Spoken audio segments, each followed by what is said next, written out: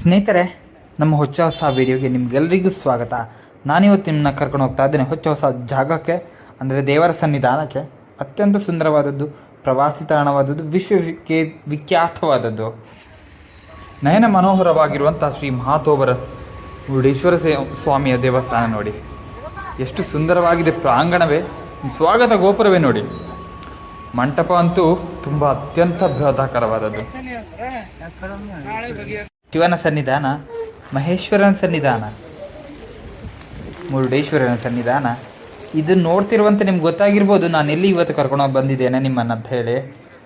ಸ್ನೇಹಿತರೆ, ಇದೇ ನೋಡಿ ವಿಶ್ವವಿಖ್ಯಾತವಾಗಿರುವಂತಹ ಅತ್ಯಂತ ಬೃಹದಾಕಾರವಾಗಿರುವ ಗೋಪುರ ನಿಮ್ಮ ಮುಂದೆ ಕಾಣ್ತಾ ಇದೆ ಮುರುಡೇಶ್ವರದಲ್ಲಿ. ಇದೇ ನೋಡಿ ವಿಶ್ವದಲ್ಲಿ ಎರಡನೇ ಅತ್ಯಂತ ಬೃಹದಾಕಾರವಾಗಿರುವ ಅಂತಹ ಮಂಟಪ ಇದಿರುವುದು ಮುರುಡೇಶ್ವರದಲ್ಲಿ. ಇಲ್ಲಿ ನೀವು ಮೇಲ್ಗಡೆ ಕೂಡ ಹೋಗ್ಬೋದು. ಟಿಕೆಟ್ ಕೌಂಟರಲ್ಲಿ ಟಿಕೆಟ್ ಮಾಡಿಕೊಂಡು ಗೋಪುರ ತುತ್ತ ತುದಿಗೆ ನೀವು ತಲುಪಬಹುದು. ಅಲ್ಲಿಂದ ನಿಮಗೆ ಸಮುದ್ರ ವ್ಯೂ ತುಂಬ ಚೆನ್ನಾಗಿರುತ್ತೆ. ಹಾಗೆ ನೀವು ಆ ದೇವಸ್ಥಾನಕ್ಕೆ ಹತ್ತಿರವಾದಂತೆ ಆ ಮುಂಭಾಗದಲ್ಲಿ ನಿಮಗೆ ಲಗೇಜ್ ಕೋಣ ಇದೆ, ಲಗೇಜ್ ಕೌಂಟರ್ ವ್ಯವಸ್ಥೆ ಇದೆ. ಲಗೇಜ್ ಎಲ್ಲ ಇಡ್ಬೋದು ಇಲ್ಲಿ ಸುಸಜ್ಜಿತವಾಗಿ.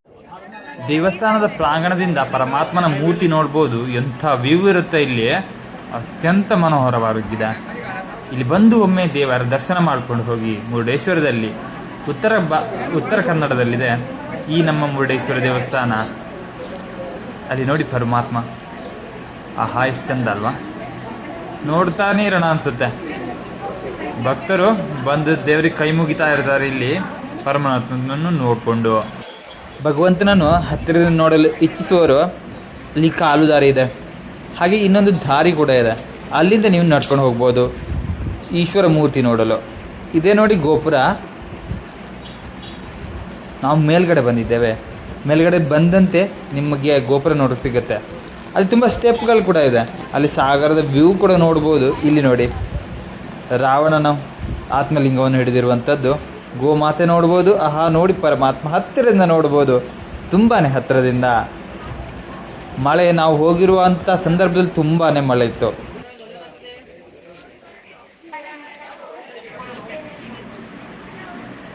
ಹಾಗೆ ನೋಡಿ ಸ್ನೇಹಿತರೆ, ಇತಿಹಾಸದ ಗತಕಾಲ ನಿಮ್ಮ ಕಣ್ಣ ಮುಂದೆ ಬಂದು ಬಿಡುತ್ತೆ.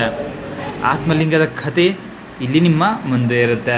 ಇಲ್ಲಿ ಟಿಕೆಟ್ ಕೌಂಟರ್ ಇದೆ. ಅಲ್ಲಿ ಟಿಕೆಟ್ ಕೌಂಟರಲ್ಲಿ ಟಿಕೆಟ್ ಮಾಡಿಕೊಂಡು ಒಬ್ಬರಿಗೆ 30 ರೂಪಾಯಿ ಇರುತ್ತದೆ. ಟಿಕೆಟ್ ಮಾಡಿಕೊಂಡು, ಚಿಕ್ಕ ಮಕ್ಕಳಿಗೆ ಇರಲ್ಲ, ಹಾಗೆ ಬಂದು ಇಲ್ಲಿ ನೋಡ್ಬೋದು.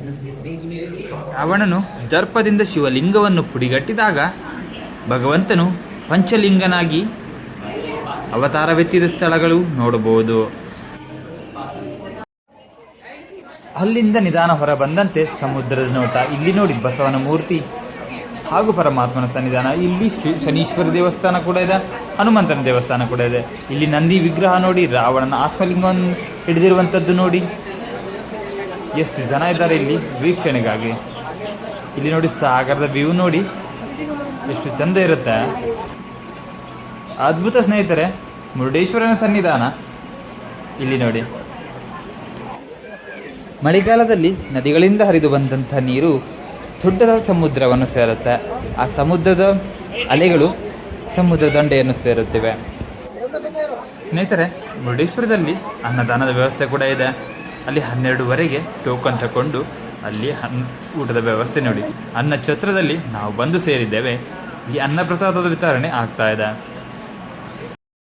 ಅತ್ಯಂತ ರುಚಿಕರವಾದ ಆಹಾರ, ಮನಪೂರ್ವಕವಾಗಿ ಊಟ ಮಾಡಬಹುದು ಇಲ್ಲಿ ಮುರುಡೇಶ್ವರದಲ್ಲಿ.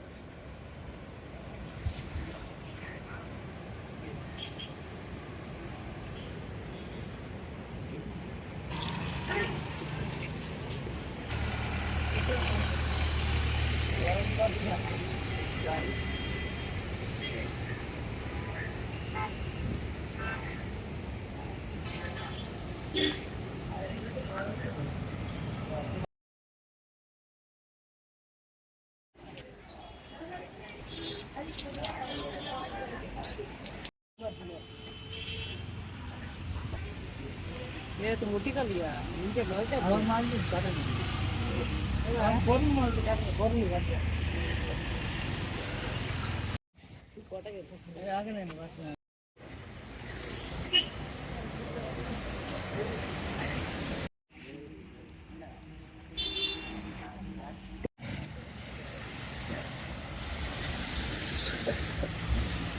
आई हो गया